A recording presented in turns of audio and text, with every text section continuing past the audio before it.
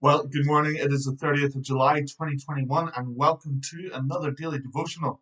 This morning, in my time with Jesus, I was in Mark chapter 13. I want to read to you from verse 32. But concerning that day and that hour, no one knows, not even the angels in heaven, nor the Son, but only the Father. Be on guard. Keep awake. For you do not know when the time will come. It's like a man going on a journey when he leaves home and puts his servants in charge, each with his work, and commands the doorkeeper to stay awake. Therefore, stay awake, for you do not know when the master of the house will come, in the evening or at midnight or when the rooster crows or in the morning, lest he come suddenly and find you asleep. And what I say to you, I say to all, stay awake. Jesus is here speaking about his second coming, and he's saying that, listen, no one knows when he's going to come back, but our job in that is not to be complacent. Our job is to stay awake. Four times in those five verses, he tells us, stay awake. He even emphasizes it at the end, what I say to you, I say to all, stay awake. As believers, it's so important that we are awake in the Lord. Paul says, wake up, O sleeper, rise from the dead, and Christ will shine upon you. You see, we're called to be alert in these days. We're called to have our eyes open in these days.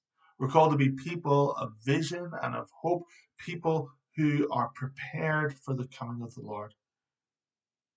We need to be those who are not freaking out whenever bad things happen. We need to be those who are not looking at every conspiracy theory on the internet, but we need to be those that have our hearts set on heaven. And whether Jesus comes back in 100 years or whether he comes back today, it doesn't matter to us because our hearts are ready because we're staying awake. The promise of wake up, O sleeper, and rise from the dead, and Christ will shine on you is ours. Christ wants to shine upon us. But if we are spiritually asleep, if we are in slumber, or if we are those that have our eyes closed to God's purposes in our time, then he isn't going to be shining upon us. But Jesus tells us, and he tells us constantly in this passage, stay awake. So I want to encourage you today, stay awake. Stay awake in your spirit, man. How do you stay awake in your spirit? Well, you spend time in God's word. You spend time in worship. You spend time in prayer. You devote your heart to the Lord. You do the thing that he has called you to do. In the passage it says,